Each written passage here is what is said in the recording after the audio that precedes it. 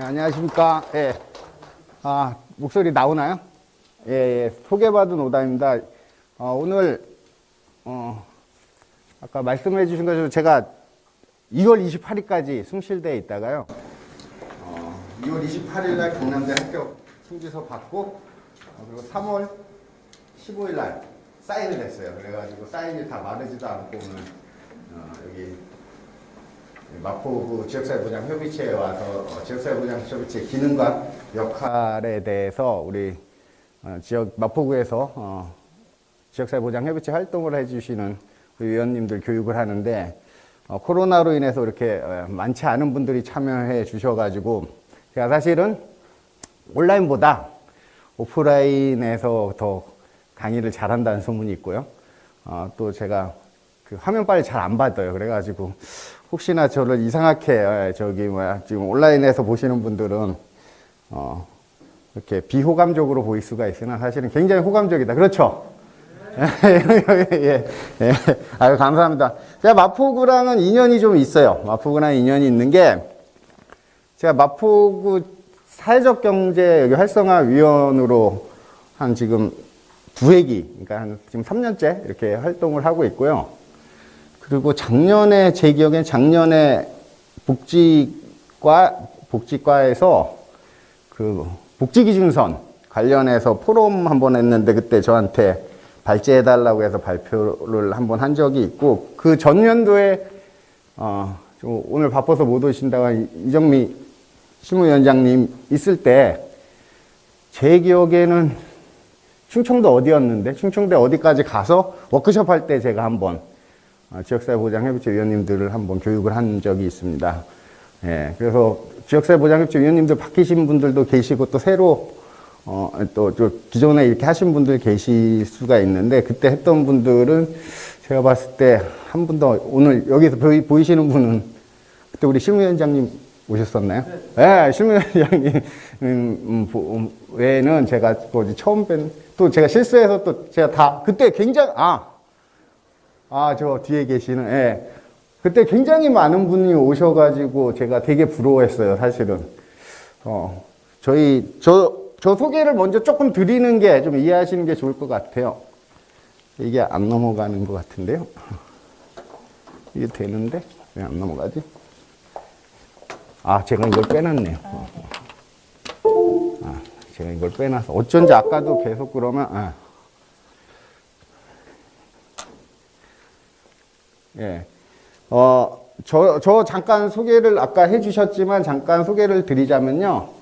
제가 2019년도에 복지부에서 좋은 기회를 주셔서 연차별 지역사회보장계 평가위원으로 참여를 했습니다.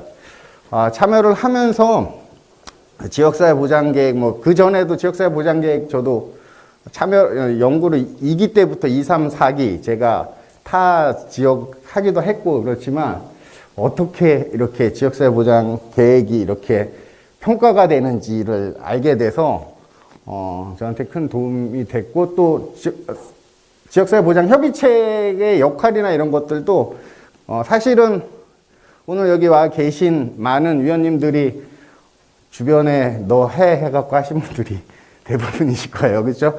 기관에서 혹은 주위에 같은 위원님들이 좀 해달라고 이렇게 아니면 행정에서 이렇게 요청해서 해줄 경우가 많을 텐데 저도 그런 케이스였고 평가를 하면서 정말 이게 필요하구나 그리고 어떤 일을 해야 되는지 이런 것들을 저도 좀 이렇게 알 수 있었던 것 같아요. 그리고 경기도에 있는 김포시 제가 민간 위원장을 지금 2번째 이렇게 하고 있어요. 첫 번째는 보궐로 해서 되고 요번 연도에는 할 사람이 없어가지고 추대로 이렇게 됐습니다. 예. 이따가 아까 제가 미리 사전 질문지를 받았는데 사례들 이렇게 좀 이야기해달라는 질문들이 있었어요. 그래서 제가 김포시에서 하면서 제가 지금 대표인데 어쨌든 민간위원장인데 그렇게 하면서 제가 그동안 했던 것들 이런 것들도 좀 사례를 말씀드리면 마포구 워낙 잘하고 계시지만 그래도 그런 사례들 좀 참고하시면 좋을 것 같다는 생각이 들고요. 특이하게 저는 마포구는 이제 동이겠죠, 동협의체, 그러니까 동협의체 같은, 제가 살던, 지금은 전 서울로 이사 왔습니다. 서울 사람이 됐습니다. 근데, 제가 김포에 살 때는 이제 읍지역사회보장협의체 위원장으로도 한 두어 번 했습니다. 제가 읍지역사회보장협의체에 들어가는 이유는 사기 지역사회보장계획을 저희 시에서 저한테 이제 좀 해달라고 이렇게 요청이 와서 하려고 이제 고민을 하다 보니까, 사실 이게 지역사회보장계획이 다들 아시겠지만 4년에 한 번씩 만드는 굉장히 중요한, 우리 마포구의 어떻게 보면 4년을 준비하는 과정이고, 중요한 그런 계획인데, 전문가들 중심으로 이렇게 많이들, 물론 마포구는 아니지만, 전문가들의 입에서, 사회복지를 하시는 사람들 입에서 이렇게 보장계획이 수립이 돼요, 대부분. 그래서, 내가 읍면동의 협의체 위원님들은 대부분 이제 주민들로 이렇게 구성이 되어 있으니까 이분들이랑 같이 활동을 하면서 이분들이 어떤 생각을 갖고 있고 또 어떤 지역에 대한 생각을 갖고 있고 또 지역사회 보장계획에 생각을 갖고 있는지 좀 같이 좀 알아야지 내가 좋은 그리고 어떻게 보면 제대로 된 지역사회 보장계획을 수립하겠구나라는 생각이 들어가서 사실은 연구 용역 때문에 이렇게 지역사회 보장협의체에 참여를 한 거예요. 근데 제가 연구 용역 끝나고 또 한 번의 이제 텀이 있는데 그만두려고 그랬어요. 저는 이제 소종의 저의 목표를 달성했기 때문에 지역사회 보장, 읍면동 보장협의체 활동을 그만두려고 했는데 저희 그 주민분들이 한 번만 더 하면 우리가 너 없이도 잘할 수 있을 것 같다. 이런 얘기를 해 주셔서 제가 한 번 더 했고, 작년 10월이죠. 작년 10월에 지역사회 보장계획, 읍면동 지역사회 보장계획, 읍면동 지역사회 보장협의체 위원은 제가 다른 분, 주민분을 이제 위원장님으로 세우고 제가 이제 나오게 됐습니다. 물론 이사 간 것도 있는데요. 그렇게 하고 제가 읍면동 지역사회 보장협의체에 대해서 이제 뒤에 설명을 드릴 텐데, 모르겠어요. 서울은 또 특이해갖고, 지금 읍면동의 지역사회 보장협의체 위원들의 역할이 굉장히 중요해지고 있는 시점이에요. 근데 잘 모르죠, 우리는. 잘 모르고, 그리고, 전문가가 아니다라는 이유만으로 또 그분들의 그런, 역할을 우리가 어떻게 보면 또, 어떻게 무시한다고 해야 되나? 이런 사람들도 있더라고요. 근데, 이게 민간 협력 차원에서 지역사회 보장협의체가 만들어진 거고, 그걸 잘하라고 이제 지역사회 협의체를 만들었는데, 사실 전문가 중심이고 또 현장 중심의 그것도 지역사회 보장협의체의 역할이기도 하지만 주민들의 의견을 또 잘 수렴하는 것도 지역사회 보장협의체가 가져야 될 부분이 아닌가라는 생각이 들어요. 그래서 제가 4년 동안 이 읍에서 지역사회 보장협의체 활동을 하면서 정말 많은 배움을 저도 받았어요. 같이 주민분들과 일하면서. 그래서, 저희 시 같은 경우에는, 읍면동에 사회복지사분들 한 분들을 배치를 했어요. 그러니까 주민들과 함께 좀 할 수 있도록. 왜냐면 너무 그래도 또 주민들 관점에서 이야기되는 것보다는 전문가분들이 가서 그 안에서 또 이야기해 줄 게 필요하다라는 생각이 들어서 그렇게 배치를 한 그것도 참 잘했다라고 저는 이렇게 판단이 됩니다. 그 다음에 제가 오늘 와갖고 마을복지계획 마포구에서 하시냐고 했는데 사실 마을복지계획이 뭔지 모르시는 분이 여기 태반이실 거예요. 혹시 마을복지계획 들어보신 분 계신가요? 역시 서울은, 역시, 우리 주무관님이나 팀장님도 아마 처음 들어보셨을 거예요. 그렇죠? 네. 이게 지자체 평가에 들어가는 점수인데, 그게. 서울은 그거 없이도 역시. 서울은 그런 것 같아요.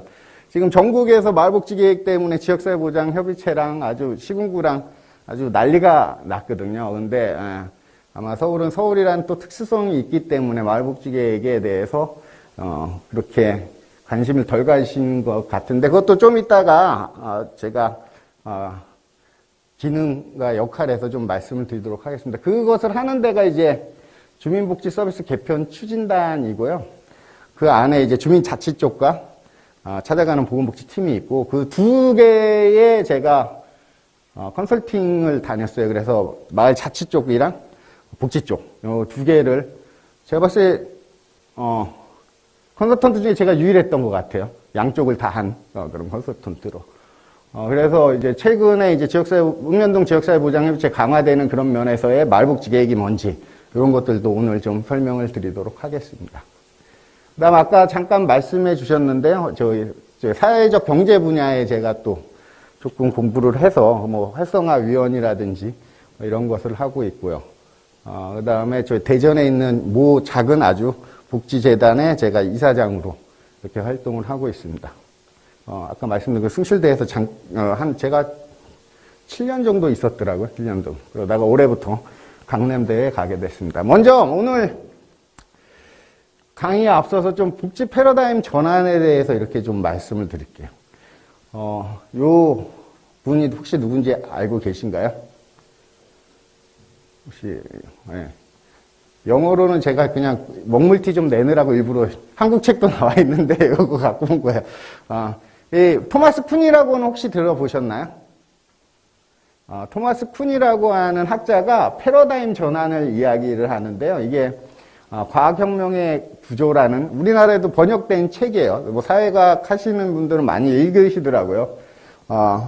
토마스 쿤이 뭐라고 얘기하냐? 한 사회가 발전하려면 기존에 있던 그 패러다임을 전환해야지 그 사회가 더 좋은 사회로 이렇게 발전한다라고 이야기를 합니다.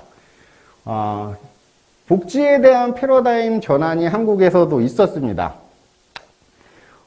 우리가 해방 이후에 복지는 어떤 식이었냐면 다들 저보다 현장에 계시니까 더 잘 알고 계시겠지만 우리는 자녀적 복지를 했어요.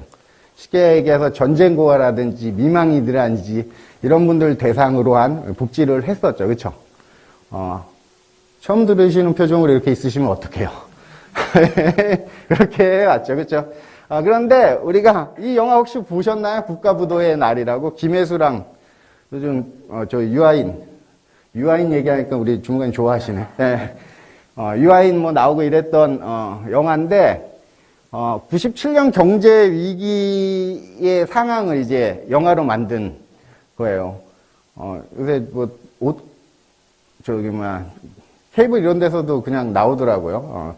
근데 이 영화를 보면 우리가 알고 계시고 또 그 당시에 다들 97년도에 다 경험하셨잖아요. 그렇죠? 제 기억에는 그 당시 이제 유학을 갔던 사람들은 진짜 환율이 2배 돼 갖고 공부도 못 마치고 이렇게 들어오신 분들도 계시고 우리 사회에 많은 변화가 있었죠. 저는 한국의 복지의 큰 패러다임 변화의 두 가지 중에 한 가지 사건을 97년에 있었던 경제 위기라고 봅니다. 이전까지는 아까 말씀드린 것처럼 우리가 취약계층을 대상으로 한 복지, 자녀적 복지를 이렇게 했다면 그리고 안에 숨겨져 있는 기제는 개인이 게으르거나 무능하거나 나태하거나 이래서 취약계층이 되고 그것은 개인의 잘못을 우리가 많이들 인식했죠. 그렇지만 불쌍하니까 우리가 도와야 돼. 이렇게 많이들 생각할 거예요. 생각했었어요.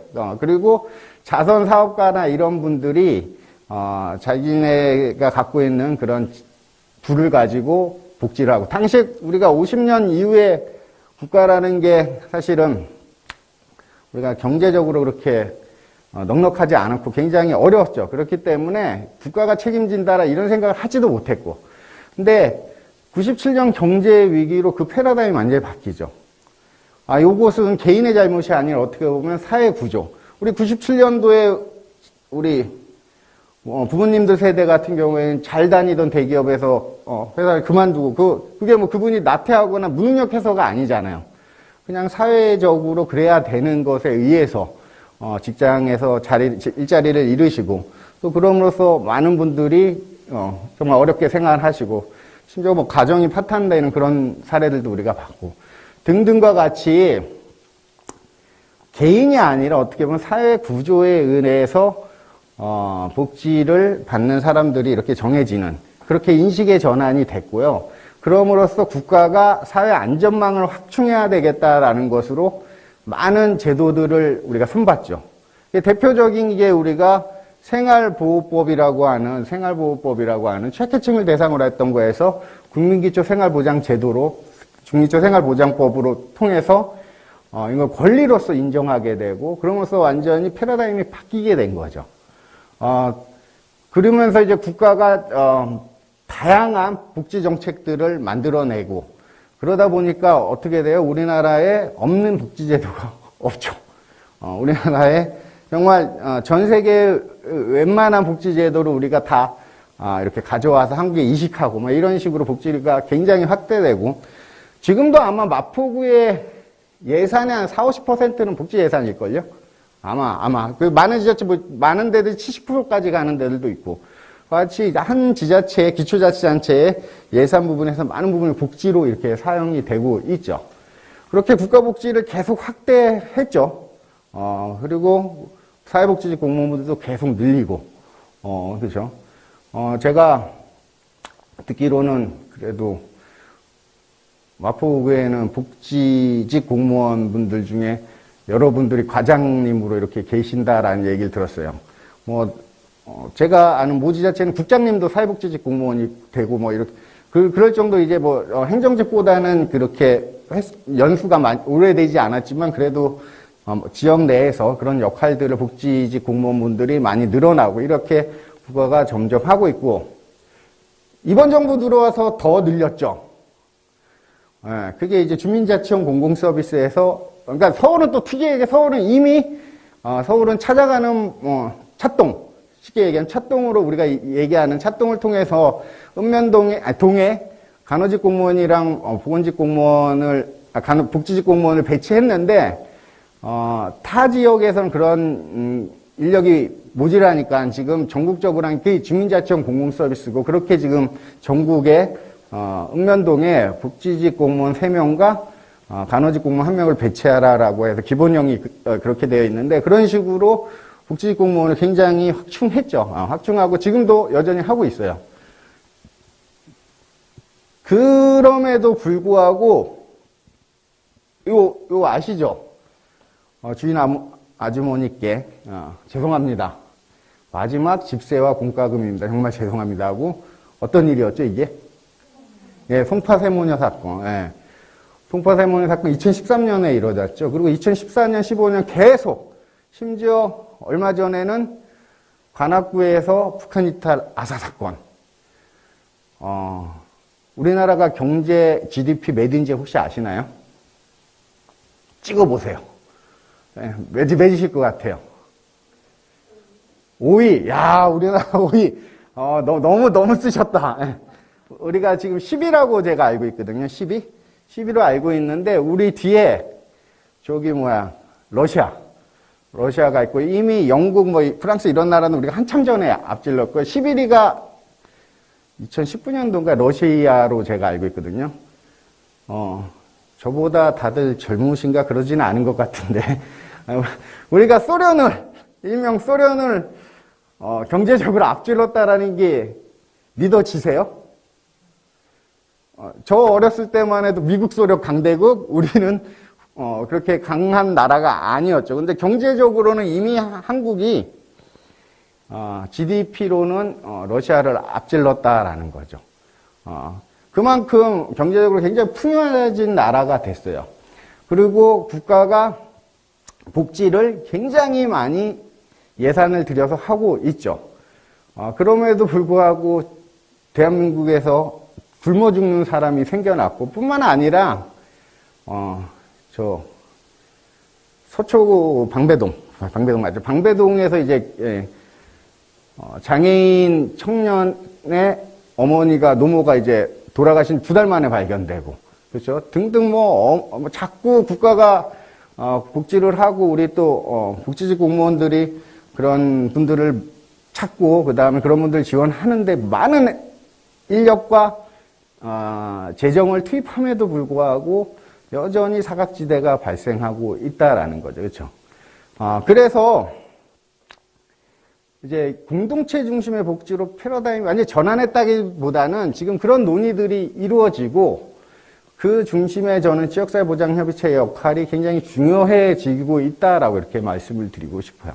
다들 알고 계시겠지만 이따가도 얘기하겠지만 읍면동 지역사회보장협의체 역할이 뭐예요? 물어보면 대부분 사각지대 발굴요.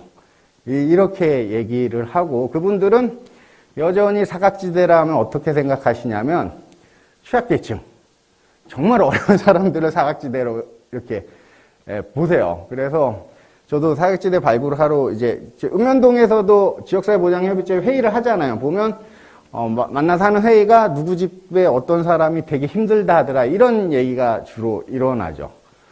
근데 앞으로는 그것을 넘어서는 이야기가 돼야 될 것 같아요. 많은 공무원분들, 지초자치단체에 이제 공무원분들을 이렇게 뵈면 그분들도 여전히 복지의 대상자는 취약계층으로 이렇게 한정져서 얘기하죠. 그거는 사실 또 그럴 수밖에 없어요. 그 이유는 행정이 그 기준이 없이 그냥 누구나 도와줄 수는 없잖아요. 행정, 그렇죠? 행정은 어쨌든 어떤 선이 있고 그 안에 드는 사람들을 지원하거나 발굴하거나 이거에 힘을 쓰는데 그럼에도 불구하고 우리가 지역사회 통합돌봄이나 이런 정책들이 어떻게 보면 그 취약계층을 넘어서는 정책들이잖아요. 복지와 관련된. 그렇잖아요. 네, 그렇죠. 네. 그런 정책들이 이루어지고 그러면 결국에는 모든 국민이 우리 복지의 대상이고, 이미 사회보험 이런 부분은 우리 모든 국민의 대상으로 됐잖아요. 그렇죠? 그렇기 때문에 그런 좀 인식의 전환도 필요하고 그랬을 때는, 일본에서는 이거 자발적 복지라고 하는데, 공동체 중심의 복지, 북담을 혹자는 저 같은 사람이 복지사회라고 이야기하는데, 국가뿐만이 아니라 또 복지사회, 그러니까 공동체 중심의 복지 체계가 구축이 돼야 되고, 그러기 위해서 정부도 그러한 것을 지원하고 또 같이 함께, 민관이 함께 하는 그런 복지를 고민해야 될 시점이지 않을까라는 생각이 듭니다. 또 복지에 대한 패러다임이 좀 변한 게 있죠. 아까 잠깐 제가 지역사회 통합돌봄 이야기했는데, 과거에는 우리가 복지하면 뭐예요? 중앙정부에서 정책 만들어서 지자체 이렇게 뿌리면 지자체가 그걸 잘 이행하면 되는 거였죠. 근데 이제 복지에 대한 패러다임이 바뀐 게 뭐냐면, 지역사회 통합돌봄도 그렇고, 제가 아까 얘기한 주민자치형 공공서비스도 그렇고, 이제는 좀 이제 복지를 벗어나서는 도시재생도 그렇고요. 또,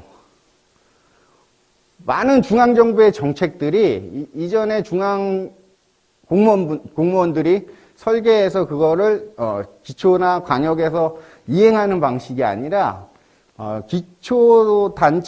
기초단체에서 기획하고 그것을 계획을 세우는 걸로 이제 변화하고 있다라는 거죠.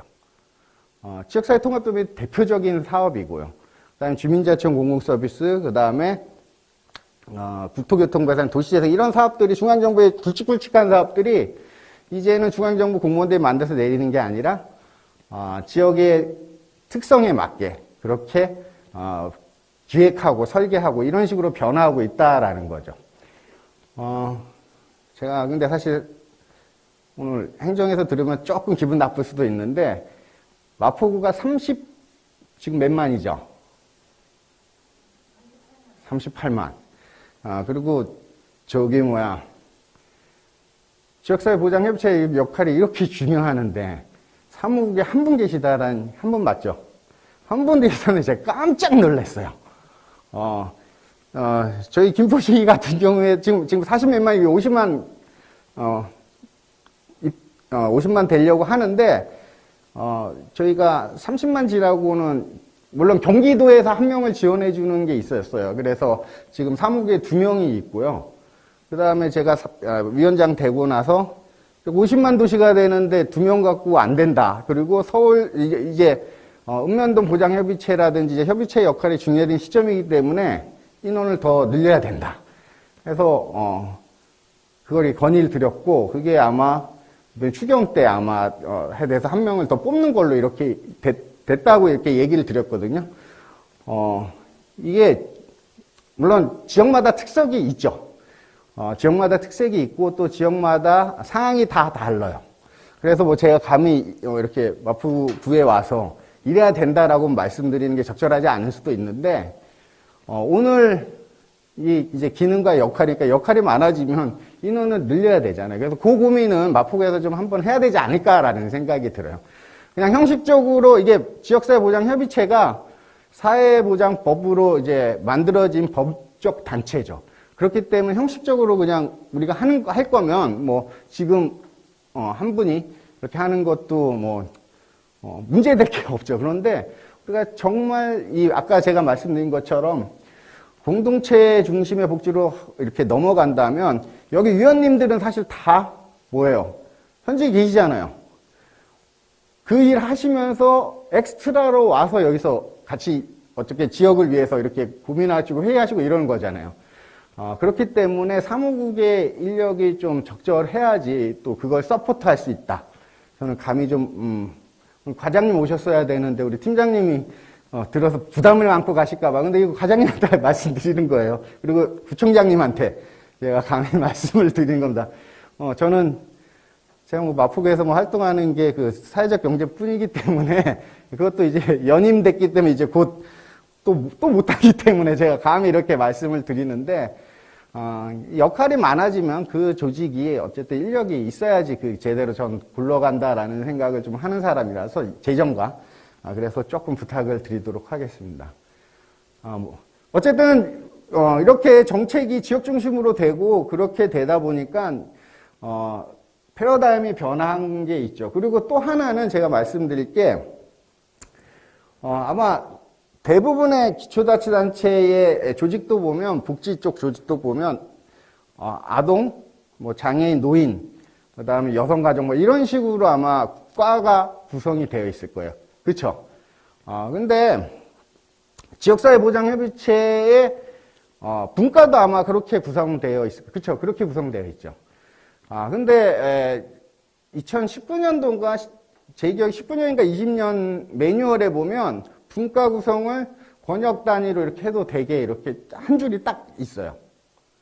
그건 뭐냐면 사실은 그러니까 날씨가 실실이 만나는 걸 수도 있어요. 만나는 걸 수도 있는데 이렇게 대상 중심으로 되는 게 좋은 점도 있지만 또 한편으로는 지역 특색에 맞는 그런 정책들 아니면 실천들이 이루어지지 않을 가능성도 있다라는 거죠. 그래서 권역별로, 지역별로 마포구도 지역마다 조금 차이가 저는 있을 거라고 생각해요. 저희 같은 경우에는 북부권이랑 중부권, 남부권이 있는데 북부권은 이제 어르신들이 많아서 노인과 관련된 그런 정책들을 만들 수가 있고, 그 다음에 중부권 같은 경우에는 서울에서 이렇게 온 젊은 가족들이 많기 때문에, 젊은 층이 많기 때문에 육아나 이런 데 관심이 많아요. 근데 북부권의 노인과 이 중부권의 노인과의 욕구가 달라요.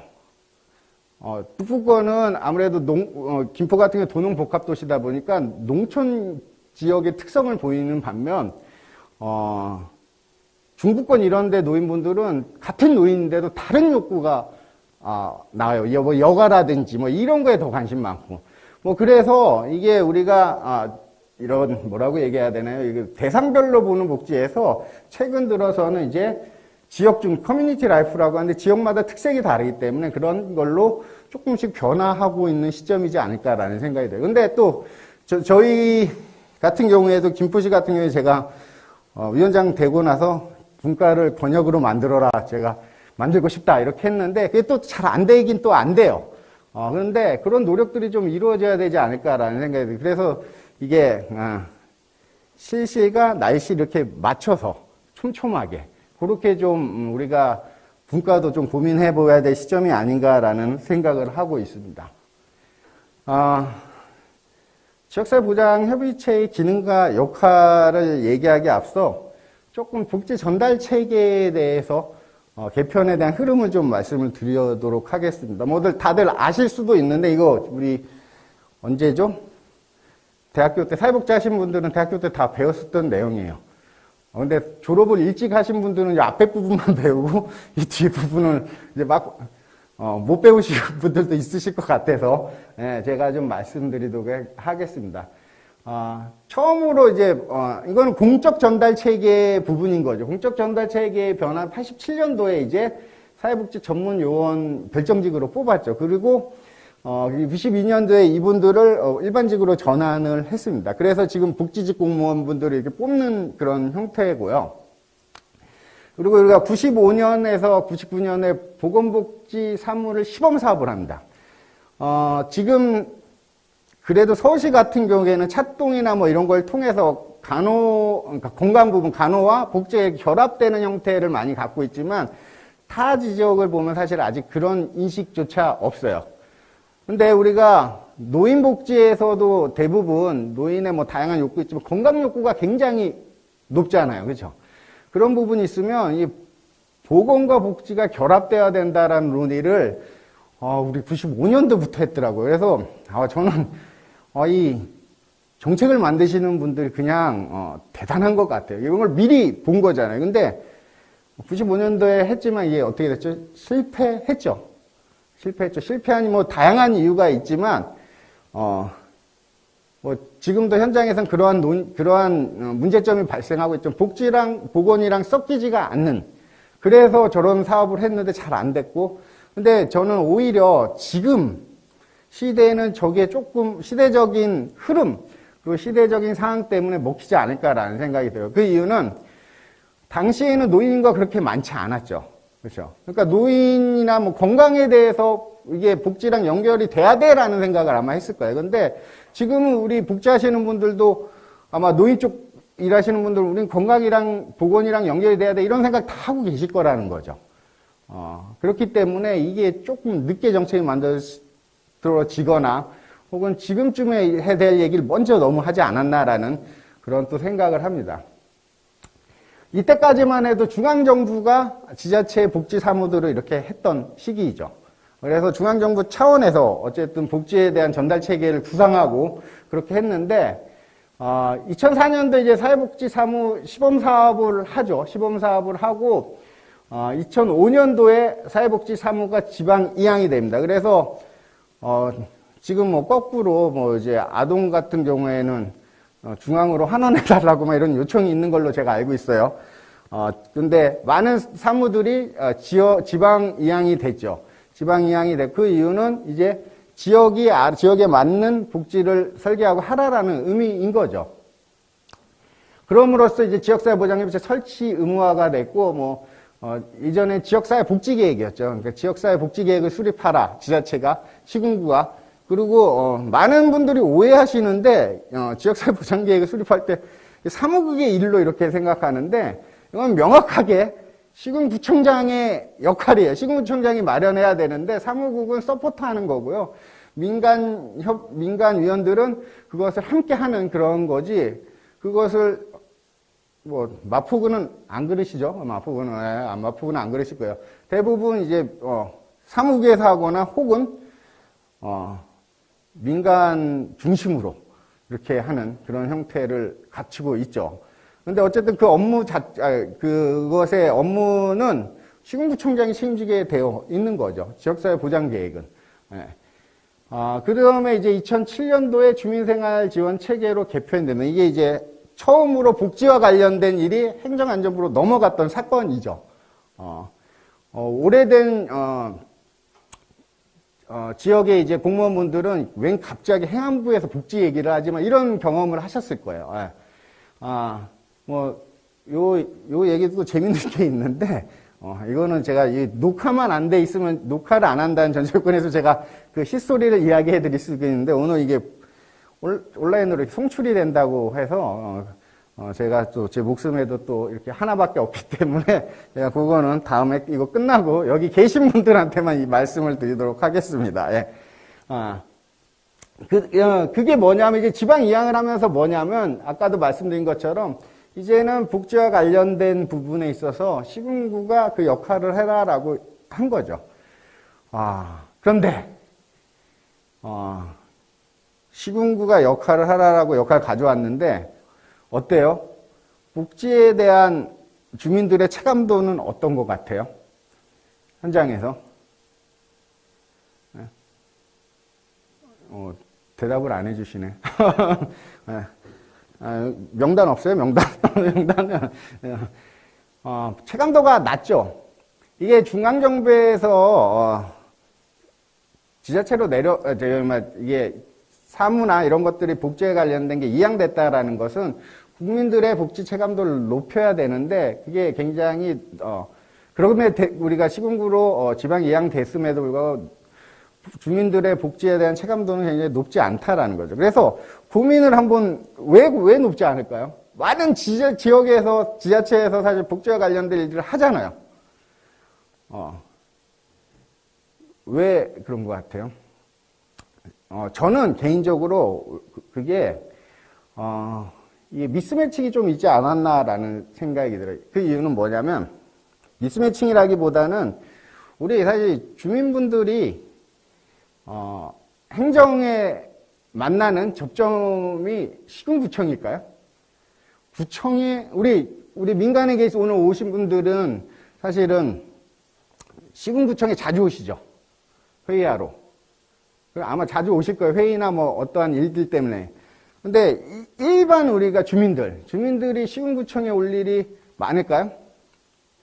없어요. 별로. 우리 시군구청에 오는 대부분의 이유는 해외여행 가기 전에 여권만 들어오거나, 그렇죠? 자동차 뭐 관련돼서 오거나, 아니면 읍면동장님들이랑 막 얘기해서 뭐 불만을 얘기했는데 이게 안 먹혀. 그럼 이제 구청장 나와 이러면서 오시지 않고서는 대부분 오실 일이 별로 없다라는 거죠. 그리고 그 정책들을 다 알지도 못하지 뭐 사실은. 그렇기 때문에 체감도가 없다라는 거죠. 그래서 박근혜 정부 때 이런 복지 체감도를 높이기 위해서 읍면동 복지기능 강화 시범 사업을 했죠. 그게 이제 일명 우리가 복지 허브화라고 이야기를 하고, 그렇죠? 물론 이제 서울시는 이제 찻동이라는 그 브랜드를 가지고 그런 활동들을 했죠. 예. 그건 뭐냐? 읍면동에 이제 주민들이 이제 복지와 관련된, 그리고 대부분 복지와 관련된 주민들의 뭔가 신청을 하고 이런 데가 우리가 시군구청에 신청을 하지 않잖아요. 그렇죠? 읍면동에 대부분 신청하거든요. 그래서 그걸로 이제 읍면동을 좀 복지와 관련돼서 그런 체감도를 높이기 위한 전초기지로 삼는 게 이제 읍면동 복지 허브하고요. 주민자치형 공공서비스는 복지뿐만이 아니라 거기다 자치기능까지 넣자라고 한 거예요. 그래서 사실은 뭐 복지와 관련돼서 뭐 신청도 하지만 주민분들이 읍면동에 가면 뭐예요? 주로 서류띠로 가잖아요. 주민등록부 등본에 뭐 이런 그 기능을 넘어서서 이제 복지와 자치기능, 복지 안에는 거기는 이제 건강기능도 포함되어 있는 거죠. 그래서 간호직 공무원을 배치하고 와 같이 혁신하자라는, 읍면동을 혁신하자라는 게 주민자치형 공공서비스고, 그런 식으로 읍면동이 더 중요해지게 되는, 그런 식으로 이제 전달체가 이렇게 바뀌고 있는 거죠. 예. 그것을 이제 적은 거예요. 그래서 이 방식도 틀리다라는 거죠.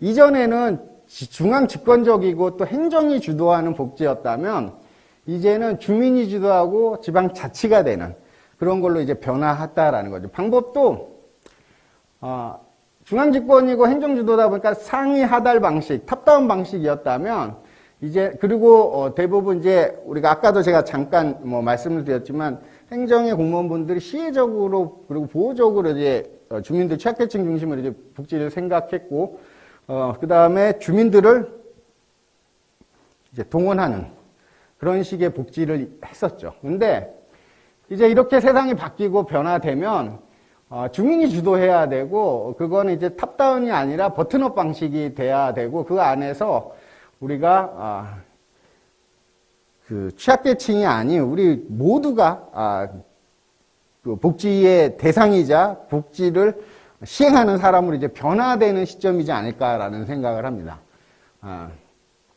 그리고 그러기 위해서는 소통과 토론, 뭐 이런 공감, 뭐 합의하는 그런 과정들이 필요해지는 거죠. 그래서 이전에는 이제 중앙정부에서 시도, 그 다음 시군 읍면동으로 내려오고 이제 주민을 우리가, 이거는 거주하는 사람으로 그냥 봤다면 이제는 이렇게 되려면 주인주자가 돼야 돼서 그런 지역에서의 주인으로 다시 놔야 되는 시기인 거죠. 그래서 그걸 거꾸로 읍면동에서 시군구로, 시군구에 시도, 중앙정부. 이게 가능해지는 것 같아요. 사실 아까 주민자치원 공공서비스 제가 행안부 사업 이렇게 말씀을 드렸는데 서울에서의 모델이 굉장히 좋다라는 그런 평가로 인해서 그걸 이제 전국화한 게 어떻게 보면 주민자치원 공공서비스거든요.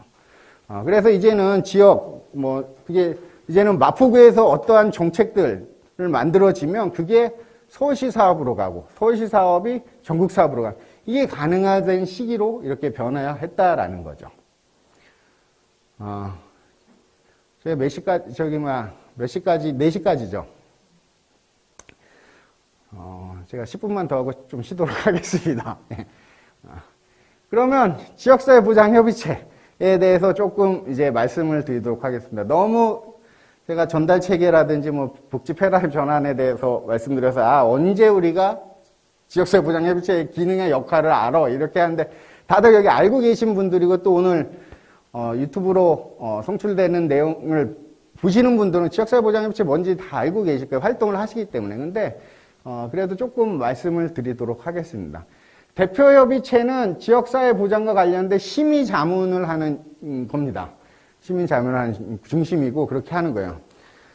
물론 저 같은 경우에는 정말 저희 실무협의체 위원장님들한테 죄송할 정도로 제가 실무형 대표위원장이라서 계속 일들을 만들고 그렇게 해서 되게 송구스럽긴 한데 어쨌든 대표협의체의 역할은 사실상 심의 자문을 하는 역할이에요.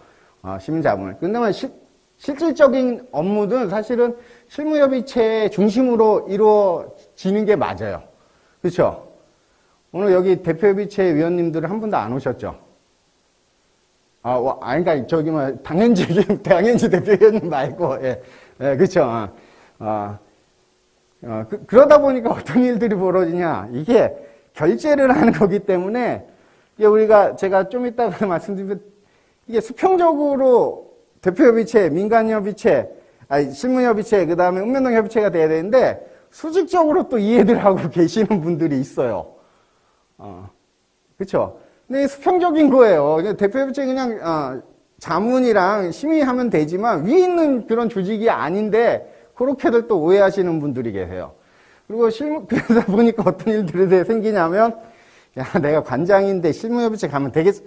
이런 생각도, 이상한 생각들 하고 계신 분들이 되게 많아요. 근데 저 같은 경우에는 읍면동 보장협의체도 활동을 했고, 그렇게 하면 되는 거잖아요. 그렇죠? 그리고,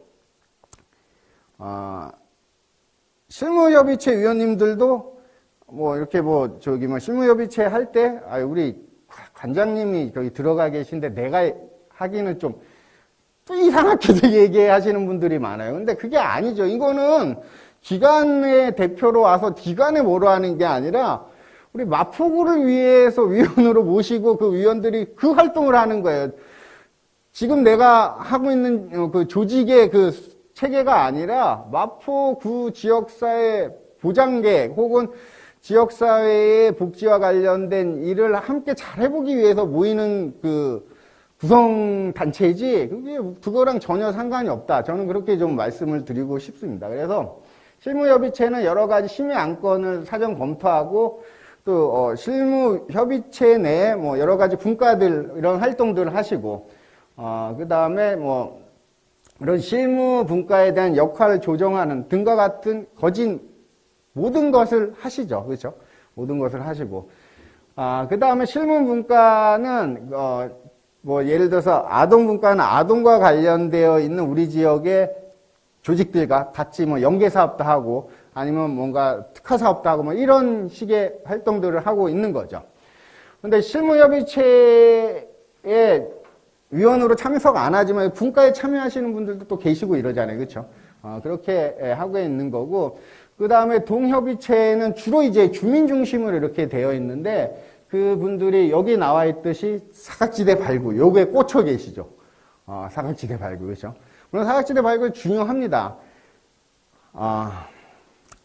행정에 많은, 동에 나가 있는 그 행정 공무원분들이 그걸 다 일일이 찾아내기엔 너무, 일이 많죠. 일이 많아요. 제가, 아까, 이제 행정의 공무원분들이 좀 부담될 수도 있지만 사실은 일이 되게 많아요.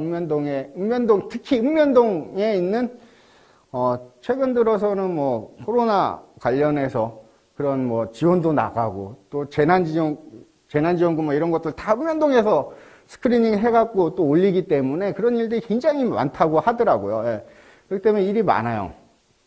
그리고 서울은 또 특히나 착동하면서 인력을 늘렸죠. 인력을 또 늘리기도 하고. 그럼에도 불구하고 여전히 일이 많죠. 그렇기 때문에 이제 민간과 함께 사각지대를 발굴하고 또 이게 자원을 연계하고 지역의 문제들을 해결하는 것을 노력하는 게 이제 우리가 동협의체의 역할이다라고 이야기를 하죠. 그런데 취약계층만으로 우리가 포커스를 둬서 사각지대를 발굴하고 이런 식이 되면 예를 들어서 제가 이제 있었던 고촌읍 같은 경우에는 좀 살기 좋은 그런 읍이었어요. 그러다 보니까 우리는 할 게 없어. 우리는 사각지대도 없고 우리는 막 이런 논의가 돼요. 그런데 우리가 그 취약계층이 아닌 우리 지역의 변화, 우리 지역의 복지와 관련된 대상자를 그런 취약계층으로 우리가 한정하지 않고 우리 모두를 본다면 해야 될 일이 무지하게 많겠죠. 아니에요? 해야 될 게 많잖아요. 많을 거예요. 그래서 동협의체의 역할이 굉장히 좀 중요해지고 있어요. 근데 제가 아까도 말씀드린 것처럼 이게 수직적으로 인식들을 하시는데 그게 아니다. 수평적으로 우리가 인식을 해야 된다라고 이렇게 말씀을 드리고 싶습니다. 각각의 역할에 대해서는 조금 제가 간만에 강의를 했더니 이번 학기에 제가 강의를 처음 하는 것 같아요. 이번 학기에는. 예, 그러다 보니까 너무 힘드네요. 그래서 10분만 쉬었다가 그리고 우리 선생님들도 아주 지루해지시는 것 같아요. 이제 다 아는 내용 나오니까. 그래서 10분 쉬고 다시 하도록 하겠습니다. 예. 예, 다시 하도록 하겠습니다. 예, 요즘은 이 재미가 없으신지 이렇게 졸리셔 하시는 분들이 시간대가, 그렇게, 알겠습니다. 그렇게 제가 알고 있습니다. 편안하게 그렇게 마음 먹을게요. 그러면 제가 이거 내용 간단하게 하고 좀 같이 고민을 이렇게 이야기하는 방식으로 한 30분 다 쓰면 안 되잖아요. 30분 하면 딱 맞추면 욕먹잖아요. 그렇죠? 좀 일찍 끝내야 되잖아요. 그렇죠? 그래서 조금 일찍 제가 정리를 하고, 그 다음에 좀 같이 논의하면서 어떻게 지역사회보장협의체 혹은 지역사회보장계획을 이렇게 요번에 오기 잘 할 수 있을까? 이런 것들도 얘기하는 식으로 좀 시간을 할애해도 될까요? 예, 그렇게 하도록 하겠습니다. 예, 뭐 대표협의체는 시군구의 이제 지역사회보장계획 수립과 뭐 시행 평가에 관한 사항들 이제 심의 의결하는 일을 제일 중요하게 생각하죠. 연차별 계획도 그렇고, 그렇죠? 그 일이 가장 중요해요. 그 다음에 사회보장 지표와 관련된 부분인데, 제가 4년 동안, 어쨌든 지역사회보장협의체 대표위원으로 있으면서 지표 갖고 얘기해 본 적은, 지역사회보장계획 수립하기 거 말고는 거진 없는 것 같아요. 그리고 지표도 대표협의체 위원이 참여하지 않으면 그거에 대해서 별로 그렇게 논의는 안 하는데, 근데 이 지표는 조금 우리가 고민해 볼 시점이지 않을까라는 생각이 들어요. 요번에도 좀 지표 이런 것들, 보사연에서 이런 거 관련해서 이렇게 매뉴얼 나왔잖아요. 그것들을 좀 인식할 필요는 있지 않을까라는 생각이 들고요. 그 외에 이제, 읍면동 지역사회보장협의체 구성 운영에 관한 사항이랑 또, 이 애매하게 그 밖에 위원장이 필요하고 인정한 사항. 그러니까 저는, 제가 위원장이잖아요. 위원장이. 그래서 제가 하고 싶은 것들을 막 넣어요. 그래서 김포시에선 작년에 거버넌스 사업이라고 해서 이따 사례로도 말씀드리겠지만 우리 김포시는 김포복지재단이 있어요. 마포도 마포복지재단 만들었잖아요. 그거같이 우리 김포복지재단이 있고 사회복지사협회 있잖아요. 사회복지사협회, 그 다음 협의회, 그 다음 협의체. 이게 비슷한 일들을 다 해요.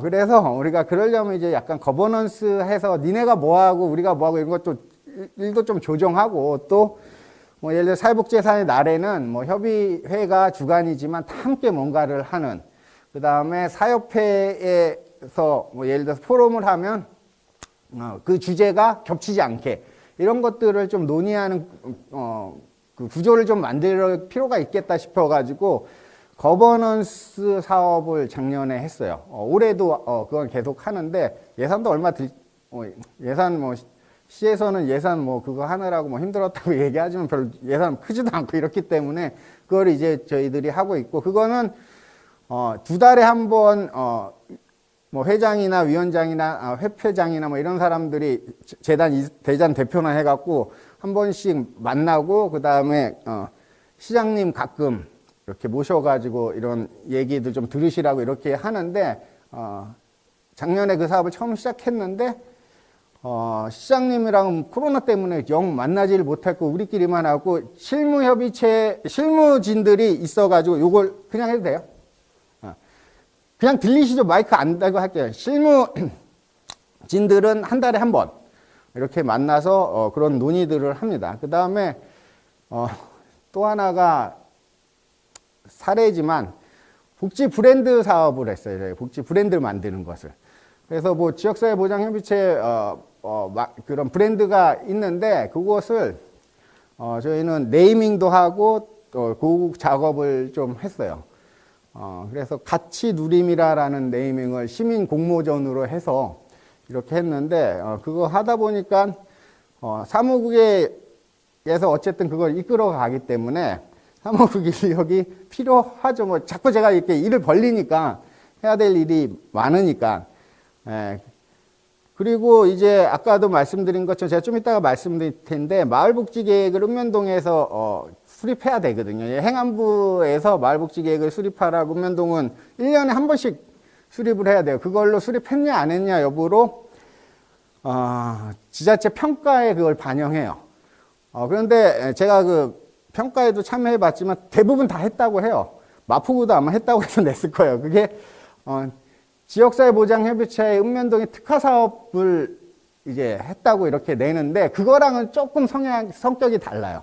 그래서 그것도 제가 오늘 좀 말씀을 드리도록 하겠습니다. 그래서 그 밖에 필요한 게 제가 많으니까 저희 같은 경우에는 굉장히 많은 일을 사무국에서 하죠. 제가 포럼도 하겠다고 했더니 코로나 시기에 뭘 자꾸 하려 이러냐고 우리 과의 팀장님이 전화해갖고 저한테 자꾸 이러실 거예요. 이래서 누가 저기만 시한테 지자체한테 돈 달래? 나는 그냥 하겠다고 이게 필요하니까 이렇게 하다가 제가 하도 말려가지고 코로나 시국이라서 제가 이제 안 했는데 뭐 그런 것들 이런 것들을 시도를 하고 있죠. 그래서 지역에 좀 필요한 이런 것들을 좀 뭐 포럼이나 이런 걸 통해서 좀 이슈화하고 뭐 이런 작업도 좀 할 생각이에요. 저는 뭐 이게 또 유튜브로 나가고 이러면 우리 담당 팀장님이랑 또 가자면 시겁하겠네요. 제가 또 이렇게 또 얘기를 했으니까. 실무협의체는 뭐 대표협의체 심의하는 안건을 사전에 이제 검토하는 작업들을 해주시고 또 실무분과라든지 동협의체의 현안의 과제에 대해서 검토해 주시고 또 역할이라든지 업무 수행을 지원하는 거. 그 다음에 또 실무협의체 위원장님이 필요하다고 생각하는 그런 부분을 인정한 사항에 대해서 이렇게 하게 되어 있죠. 실무분과는 이게 여기에는 이렇게 지역사회에 관한 뭐 이렇게 현안과 논의 안건 도출하고 또 모니터링 하기 실무분과에서 하게 돼 있는데 제가 지역사회보장협의체 읍면동 연차별계획 읍면동의 연차별계획 지역사회보장계획 평가에 들어갔더니 이 주민들이랑 하는데 민간협력 이 부분에 가점이 많더라고요. 그래서 이게 실무분과에서 하는 것도 뭐 이렇게 여기에 나와 있지만 저는 주민과 함께하는 그래서 시민 모니터링단 이런 것들을 좀 마포구에서 그리고 마포구에는 주민 참여 이거 아주 장난 아니잖아요. 그렇죠? 주민분들이 열중히 제가 사회적 경제 쪽에 활성화위원으로 참여하는데 장난 아니세요. 주민분들의 이 참여가. 그래서 그런 것들을 시민 정책, 복지와 관련된 모니터링단을 만들어 놓고 그분들이 지역사회 보장계획, 연차별 계획 모니터링도 하고 뭐 아니면 다른 것들, 다른 정책들에 대해 같이 그것을 한번 좀 운영해 보시는 거 어떨까라고 좀 제안을 드리고 싶고요. 그 이유는 전문가의 입장에서 모니터링하는 것도 필요하지만 이제 주민분들 입장에서 생각하는 모니터링을 좀 우리가 앞으로는 좀 고민해야 되는 지점이지 않을까라는 생각이 듭니다. 그래서 실무분과에는 또 뭐 사례회의 뭐 이런 것까지 하는데 사례회의 이런 건 잘 안 하죠, 사실은. 그렇죠? 이런 역할을 하라라고 이렇게 부여가 되어 있지만. 그리고 읍면동은 이제 관내 관할 지역에 이제 그런 대상자분들 이런 거 발굴하고 또 지원한 자원도 또 발굴하는, 그리고 어떻게 그것을 연계 지원할 것인가, 그리고 아까 제가 말씀드린 특화 사업을 수행하는 그 역할을 하고 계신 거죠, 그렇죠? 자원 연결하는데 물론 마포에 우리 계신 동장님은 그러시지 않을 건데 제가 그만두기 바로 전에 저희 마지막 회의하는데 우리 읍장이 와갖고, 제가 또 황당한 얘기를 들어요. 우리 지역사회보장협의체, 동해 지역사회보장협의체 위원님이 발굴할 자원을, 그거 이제 동협의체 실적이잖아요. 근데 그거를 뭐 자치회에서 하라 그랬나? 막 이렇게 해갖고 제가 좀 이렇게 돼갖고 제가 뭐 하는 짓이냐고 해왔으면 그분이 해온 거 우리 실적으로 하고 우리가 하면 되는 거지. 동장이 왜 발굴해온 자원을 이렇게 주라 마라 이렇게 하냐고 제가 한 적이 있는데, 그건 아닌 것 같아요. 물론 행정에서의 그 동해 이제 장으로서 아니면 읍면동장으로서 그렇게 뭐 할 수는 있는데, 그렇게 되면, 주민들이 관을 의지할 수밖에 없는 구조가 되는 거예요. 그럼 민이 알아서 자원 발굴해갖고 갖고 왔는데 그거를 여기 줘라 저기 줘라 이 관에서 하는 건 전 적절하지 않고 협의체에서 그 논의해갖고 어떻게 할 것인가 그렇게 하면 되잖아요. 그런 경험들이 쌓여야지 동협의체 위원님들 역량이 올라가는 거예요. 그냥 맨 역량 강화 이렇게 교육한다고 올라가는 게 아니에요. 경험해야 되고 그분들이 같이 뭔가 새로운 일들을 해보고 이래야 되는 거거든요. 그래서 그런 사례도 있다라고 말씀을 드리고 싶습니다. 제가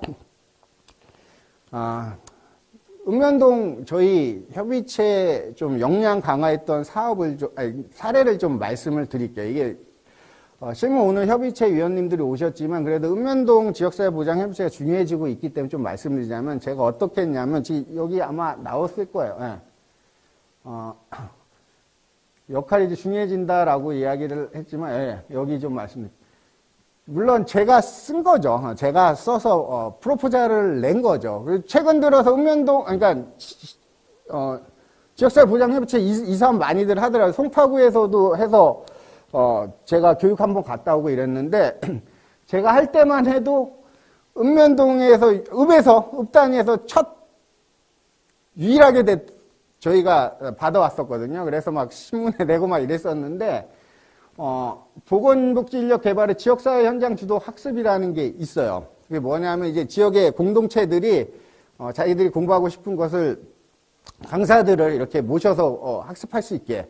그래서 저희, 구천읍의 지역사회 보장협의체 이름으로 제가 그걸 신청을 했고, 그래서 이제 받아온 건데, 그러면서 저희가 10회기 동안 교육을 했어요. 10회기 동안 했더니 주민들이 근데 그 설계도 잘 해야 되는 거죠. 그냥 이전같이 사례 발굴을 어떻게 하는지 이게 아니라 인식의 전환이 된 저희는 이제 그래서 제가 한 4년 동안 이렇게 하다 보니까 우리 읍의 보장협의체 위원님들은 취약계층 이꼬르 복지 대상자라는 생각을 안 하세요. 덜 하세요. 더 안 하는 건 아니면 덜 하세요. 그래서 물론 예를 들어서 굉장히 부유한 가정으로 보이는데 애가 아동학대 당하는 그 친구들도 우리가 봤을 때는 복지의 대상자잖아요. 그런 분들을 찾으려고 노력하시고 또 학교에서의 일어나는 그런 아이들 간의 그런 문제에도 개입하려 하시고 그래서 조금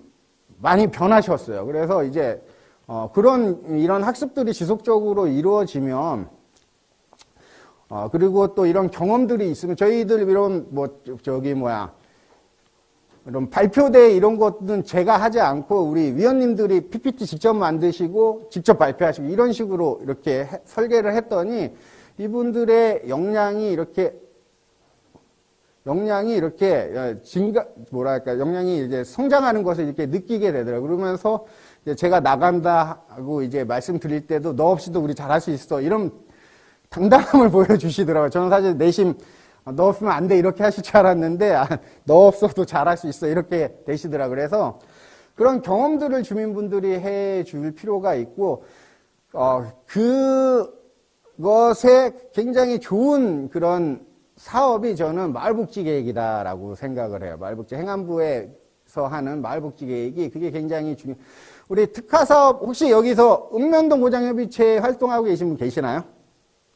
혹시? 아주 쉬운 질문 할게요. 예, 아주 쉬운 질문 할게요. 손을 이렇게 드시죠. 이게 아니라 이렇게, 그죠?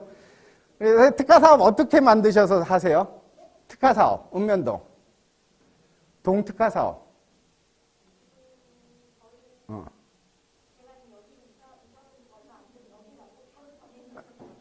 예.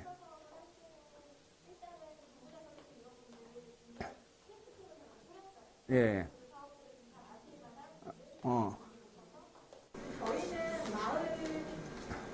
네. 네, 마을 관련돼서 그 마을 바자회 잔치 요걸 준비를 하면서 진행을 좀 하는 TF팀이 있어서 진행을 했는데 물론 복지기관 단위들이 동부장 협의체도 많이 들어가 계시잖아요. 네. 그러다 보니까 기관 중심으로 바자회 물품이나 이런 것들이 더 처음 초반에는 확실히 더 많이 모였지만 사업이 진행이 되면 될수록 이제 마을 주민분들 중에서도 자원들을 연계해 오시는 분들이 있었고 저희 사업의 핵심은 아까 말씀하셨던 것처럼 그거를 뭐 동장님이 누구 줘, 뭐 동에 있는 주무관님이 누구 주자 뭐 이렇게 제안을 원래 보통은 바자회라면 수익을 벌어서 그 수익 중에 어떻게 배분할지는 실은 이후에 그냥 동에다 의뢰하거나 바뀌는 경우들이 훨씬 많았다면 저희의 경험은 우리가 만든 걸 우리가 배분을 하자 해서 배분 파티의 핵심을 뒀었거든요. 그래서 저희는 그런 식으로 특화 사업들을 진행을 했는데 그 당시에 이 특화 사업은 마포구가 그 민간협력 활성화 사업을 보건복지부로부터 위탁받아서 몇 개 동에서 진행을 했던 그 동이었었기 때문에 그런 특화 사업을 진행한 경험은 있어요. 아, 그렇구나. 마포구 잘하고 계시니까. 근데 대부분 어떠냐면 이제 주무관님들이 리스트 딱 갖고 와요. 리스트 갖고 와서 우리 이번에 특화 사업 뭐 할까요? 이렇게 협의체 위원님들한테 보여주세요. 그럼 협의체 위원들이 보다 우리 김장할까? 이렇게 체크해갖고 김장하시는 이런 식으로 특화 사업이 많은 지자체에서 그렇게 하고 있죠. 그런데 그게 그런 식으로 계속 하다 보면 이게 뭔가 뭐라고 할까 주무관님 일도 많아지고 그렇죠. 리스트업 작업해야 되고 이러고 그렇죠. 그리고 그것을 또 정하는 그런 우리 주민분들의 역량이 성장할까요? 성장 저는 안 한다고 봐요. 그거는 그냥 김치만 건드는 기술만 늘어나는 거지 뭐가 늘어나겠어요. 그렇죠. 그래서 마을복지계획은 사실 그것을 탈피해서 다양한 주민들이 다양한 의견을 갖고 수기 과정을 거쳐서 우리 지역의 문제가 뭔지를 생각하고 그걸 어떻게 해결할까를 고민하고 그것을 실행하는 그게 이제 마을복지계획의 프로세스거든요. 그래서 그런 경험들이 몇 차례 있으면 우리 특화 사업을 굳이 근데 이게 또 특화 사업 같은 경우에는 이게 보건복지부의 지역복지과의 지역사회 보장계획과 관련되어 있는 그런 업무로 이렇게 돼 있고 또 마을복지계획은 행안부의 주민복지 서비스 개편 추진단에서 이렇게 하는 거기 때문에 이게 또 다른데 사실은 3년 동안 중앙정부 간의 논의가 좀 있었어요. 그것을 같이 좀 합치려는. 근데 아직까지 답이 안 나왔는데 저는 그런 마을복지계획이 물론 복지부에서 안 하고 뭐 이러지만 지자체에서는 똑같은 그냥 사업이잖아요. 그렇죠? 지자체 입장에서는. 행안부 사업이든 복지부 사업이든 복지와 관련된 사업이면 그것을 이렇게 주민들이 여러 번 경험한다면 특화 사업도 우리가 그지 특화 사업 이렇게 특화 사업이라 부르고 이렇게 찍는 그게 아니라 정말 주민들 우리 지역사회에 갖고 있는 문제가 뭔지부터 고민을 하면서 다양한 특화 사업이 정말 만들어질 거라고 이렇게 생각이 들어요. 그래서 그런 역량들은 사실은 주민들은 경험을 함으로써 성장한다고 저는 교육보다는 사실 경험이라고 생각하거든요. 그래서 그런 과정들을 거치면 주민들이 이제 성장하고 그러면 동해 이제 지역사회 보장협의체 위원님들도 역량이 굉장히 많이 성장할 거라고 이렇게 생각이 들어요. 저희 이걸로 끝난 게 아니라 2020년 되니까 또 저보러 이제 우리 주민분들이 우리 또 교육받고 싶은데 뭐 어떻게 할까 뭐 이런 논의들이 일어나기 시작하더라고요. 그래서 그런 주민들 교육도 좀 뭐라고 말할까요? 좀 정성스려서 교육을 좀 만들었으면 좋겠어요. 강사진도 그렇고 저희 강사진 막 대단한 사람들도 막 모셔왔거든요. 정말로 뭐 이렇게 훌륭하신 분들도 모셔오고 그 다음에 전국구의 그런 분 바쁘신 분들 모셔와갖고 강의 꼭 해줘야 된다고 이렇게 막 때도 쓰고 막 이런 식으로 했고 또 하나는 프로그램이 재밌어야 돼요. 저희는 그냥 단지 뭐 오늘같이 제가 나와서 막 이렇게 하는 그런 것도 했지만 또 영화로 보는 영화로 이해하는 사회복지에 갖고 그런 것들도 넣고 등등 뭐 다양하게 정말 노력을 했었거든요. 그래서 그런 것들을 경험이 우리 주민들의 그런 복지에 대한 관심도 높여지고 또 이런 역량도 이렇게 확실히 성장하는 것을 제가 경험했기 때문에 이렇게 좀 말씀을 드리도록 하겠습니다. 그 읍면동 보장협의체 역할이 중요해져서 뭐 이런 역할들이 있고요. 이 특화사업 주로 많이들 하죠. 그래서 동해 이제 문제들 아까는 이제 바자회 이렇게 형식에 했는데 많은 지자체에서 사실 특화사업하면 지역의 특성과 상관없이 자기들이 하고 싶은 거 김치 만들어서 나눠주면 이런 것들에 관심들이 있는데 사실은 특화사업이라는 목적은 예를 들어서 우리 지역에 노인 인구가 많다 그러면 그 노인 인구가 많아서 발생하는 어떤 문제를 우리가 어떤 사업을 통해서 해결할 것인가가 논의돼야 되거든요. 그래서 그런 작업들이 좀 할 필요가 있지 않나라는 생각이 듭니다. 제가 지금 실무협의체 와갖고 읍면동이 중요해지다 하면 이렇게 좀 거부감이 있을 수도 있겠지만 앞으로는 읍면동이 진짜 중요해지니까 우리 실무위원님들도 가능하시면 읍면동에 관심을 좀 많이 이렇게 가져주시기를 바라도록 하겠습니다. 예. 읍면동 협의체의 역할은 좀 넘어가도록 하고요. 사례를 좀 말씀을 드리자면, 어떤 동에서는, 보통 이렇게들 못 하시죠. 발굴조사단을 구성하고 주민들이, 그 다음에 그걸 또 나눔 지원할 그렇게 구분을 해서 해요. 보통 아까 말씀하신 것처럼 이렇게 뭔가 사업을 해서 이러면 뭐 지원이나 뭐 나눔은 행정한테 맡긴 거는 이렇게 한다면 그걸 주민들이 직접 다 하신 사례고요. 또 충남 서천 같은 경우에는 지역의 특색에 맞는 거죠. 이게 농촌 지역의 교통 문제가 굉장히 이슈가 되니까 그것을 필요하다라고 생각해서 그 한 사업이에요. 뭐 진료보조, 뭐 택시 바우처 사업 이렇게 해갖고 바우처를 드리는 거죠. 이런 식의 특화 사업의 사례들이 있습니다. 그래서 마포구는 굉장히 다이나믹한 것 같아요. 제가 마포구 그렇게 잘 알지는 못하지만 마포구가 굉장히 지역의 주민분들의 그런 참여라든지 아니 관심 이런 게 굉장히 강한 지역으로 알고 제가 있고요. 저 사회적 경제 파트에서 보면 그렇기 때문에 분명히 복지와 관련돼서도 지역마다 굉장히 욕구들이 강하고 그 지역마다 나타나는 문제들이 굉장히 다를 거라 생각합니다. 그래서 그런 특화 사업들 좀 아까 말씀드린 것처럼 마을복지 계획으로 좀 했으면 좋겠다라는 생각이 듭니다. 제가 아까 말씀드린 사례고요. 김포 사례고요. 제가 했던. 그 다음에, 지역사회 보장계획과 그러면 찾아가는 보건복지 기본계획, 팀에서 하지 않으시죠? 찾아가는 보건복지 기본계획은요. 팀에서 하세요? 그러시구나. 질문 안 할게요. 지역사회 보장계획과 찾아가는 보건복지 사업의 차이점이 있어요. 차이점이. 요거는 찾아가는 보건복지 기본계획은 1년에 한 번씩 행정에서 다 준비를 해야 돼요. 지역사회 보장계획은 우리 민간이 함께 이렇게 한다면 요거는 행정에서 다 우리가 앞으로 어떻게 할 것인가. 지금도 아마 내신 걸로 알고 있는데, 그쵸? 아직 안 냈어요? 예, 그래서, 보호지자체 갔더니 막 팀장님이 그거 막 쓴다고 자기가 또 담당한다고 보통 이제 주무관님들이 하는데 뭐 또 잘해보려고 그러시는지 막 자기가 하겠다고 하면서 팀장님이 막 저한테 뭐 좀 소스 좀 달라라고 이렇게 하는데, 이거는 찾아가는 보건복지 기본계획은 1년에 한 번씩 행정에서 우리가 어떻게 찾아가는 보건복지 사업을 할 것이다라는 것을 구청이 시도에 내면 시도가 행안부 이렇게 내서 그것에 관련해서 뭐 컨설팅도 하고 평가도 하고 뭐 이런 걸 걸치고요. 지역사회 보장계획은 연차별 계획은 매년 하지만 본계획은 이제 4년에 한 번 한 이런 정도 차이가 있습니다. 그리고 뭐 주요 내용 이런 것들은 넘어가고, 주무부처는 아까 말씀드린 그 지역사회 보장계획은 지역복지과에서 하고 찾아가는 보건복지 기본계획 행안부의 주민복지 서비스 개편 추진단하는데 하는데, 이 둘 간에 같이 평가도 하기도 하고 정보도 이렇게 서로 이렇게 주고받고 이렇게 하기는 해요. 근데 찾아가는 보건복지 기본계획에 생뚱맞게 이제 그게 나오죠.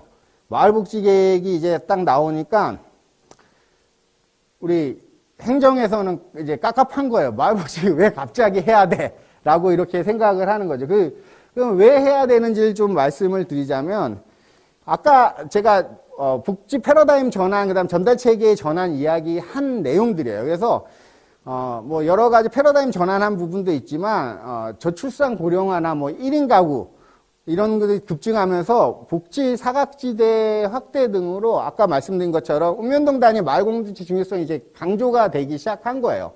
그렇기 때문에 마을복지계획을 이야기를 한 거고, 그리고 결국에 마을공동체가 회복되기 위해서는 지역의 복지 문제에 초점을 둔 주민의식화 활동이 필요하다고 생각을 하고, 그것을 이제 마을복지계획이라는 도구를 활용해서 그런 경험들을 주민들한테 해주기 위해서 찾아가는 보건복지 기본계획 안에 이제 마을복지계획, 지역력 강화라는 3번 전략과제에 마을복지계획을 실행하라, 수립하고 실행해라라고 이렇게 써 있는 거라는 거죠.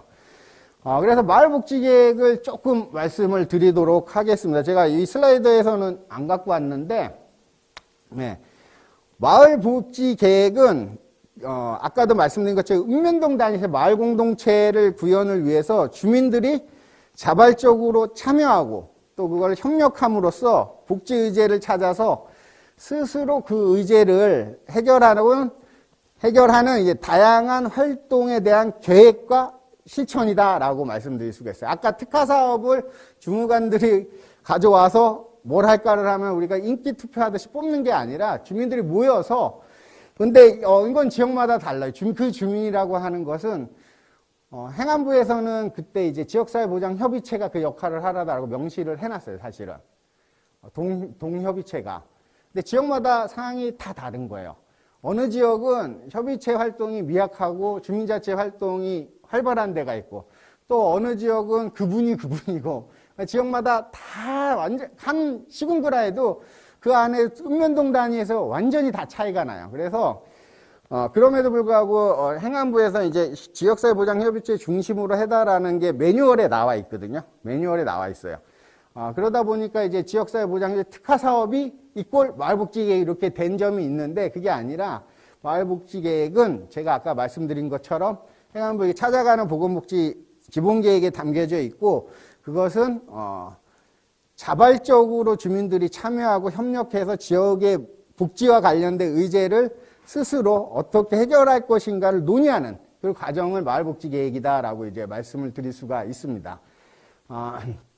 그래서 마을복지계획과 관련돼서 특성은 우리가 특화사업이나 그 다음에 이제 지역사회보장협의체 이게 활동은 그러니까 취약계층을 대상으로 사각지대나 뭐 이런 거 발굴하고 지원하고 이렇게 맞췄다면, 마을복지계획은 마을복지 공동체를 지향하는 계획이에요.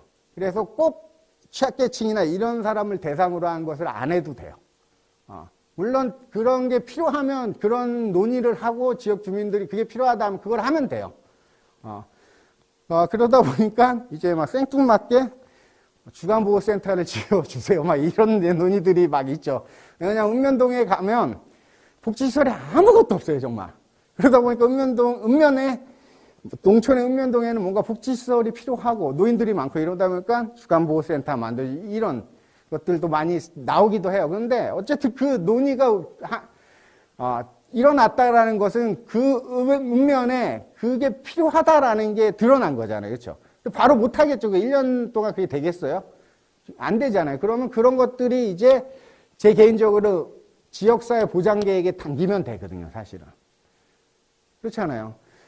동의해서 지금 사실 우리가 전문가가 아까 잠깐 쉬는 시간에 이제 모 대학에서 용역받아서 그걸 한다고 했는데 그걸 욕구조사를 하고 그 다음에 FGI를 하고 할지 안 할지 모르지만 FGI를 하고 뭐 이렇게 해서 하는 거나 동해에 우리 마포구에 몇 개의 동이 있어요? 16개?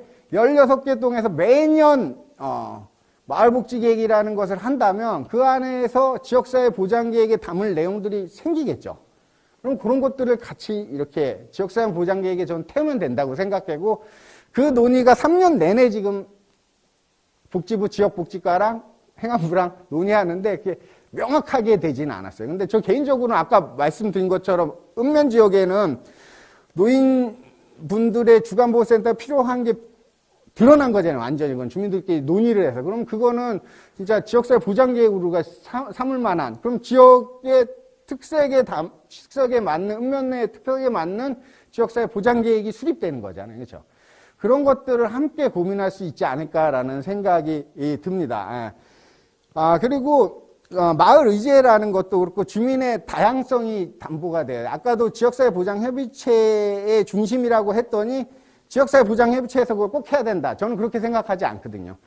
지역사회 보장협의체 위원님들 뿐만 아니라 주민자치위원님들 또 그 다음에 지역의 다른 위원님들 이렇게 계획단을 만들어서 마을복지계획을 수립하면 되죠. 왜냐하면 제가 그걸 강조하는 저는 이제 마을복지계획 관련해서 지역을 많이 다니면서 컨설팅을 하는데 지역사회 보장협의체 아까도 말씀드린 읍면동의 위원님들이 취약계층 대상으로 해서 쉽게 얘기해서 불쌍한 사람들 도와주고 그런 사람들 찾는 것에 포커스를 두다 보니까 마을복지계획도 그런 식으로 주로 이루어져요. 그래서 그게 아니라 정말 다양한 주민들이 와서 다양한 목소리를 낼 수 있게 그런 식으로 좀 구성이 돼야 되지 않을까라는 생각이 들고요. 그리고 이 마을복지계획은 마을복지에 대한 주민 결정권, 결정권이라 했더니 그러니까 주민들이 야 이거 하자 하면 다 해야 되는 게 아니라 그것을 해결하기 위해서 어떤 계획을 세우면 그것도 주민들이 같이 참여해 줘야 되거든요. 그러니까 책임성과 참여가 함께 이루어지는 계획이고요. 또 아까도 말씀드린 것처럼 어떤 의제를 만든다거나 아니면 의제를 통해서 어떤 계획을 만들 건지가 수기민주주의 방향으로 만들어지는 게 이제 마을복지 계획인 거죠. 그래서 이제 제가 모 지자체 마을복지 계획 컨설팅을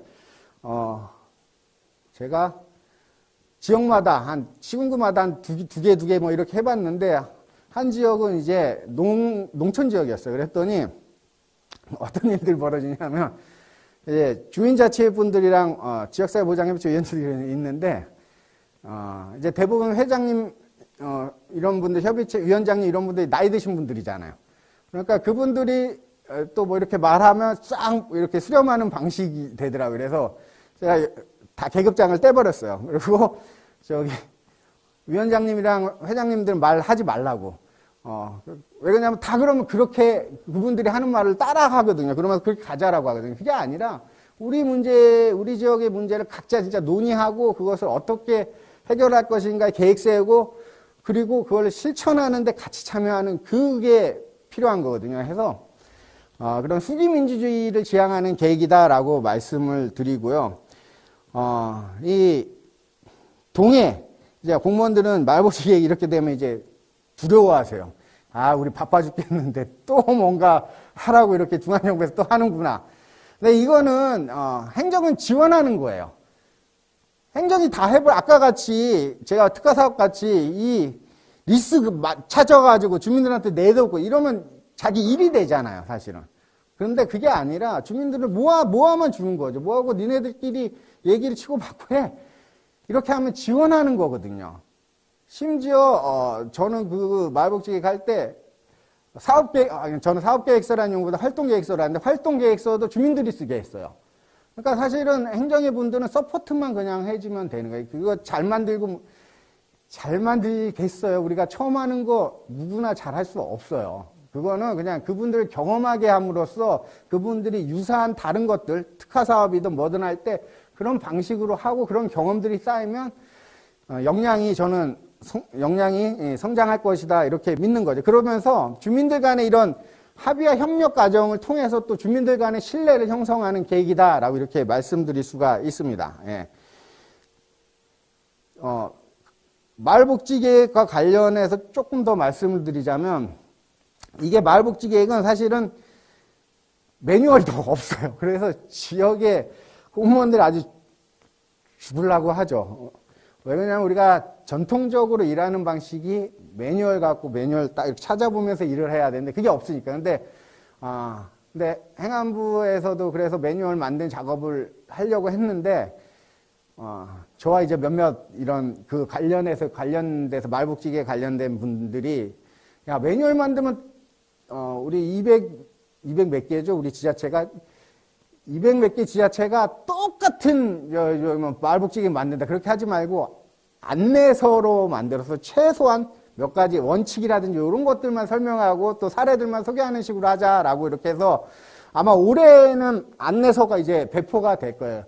동단위에. 그래서 그런 걸 보시면 좀 좋은데 그것 중에 이제 7대 원칙만 제가 좀 말씀드리고는 마을복지계획은 그만 얘기하도록 하겠습니다.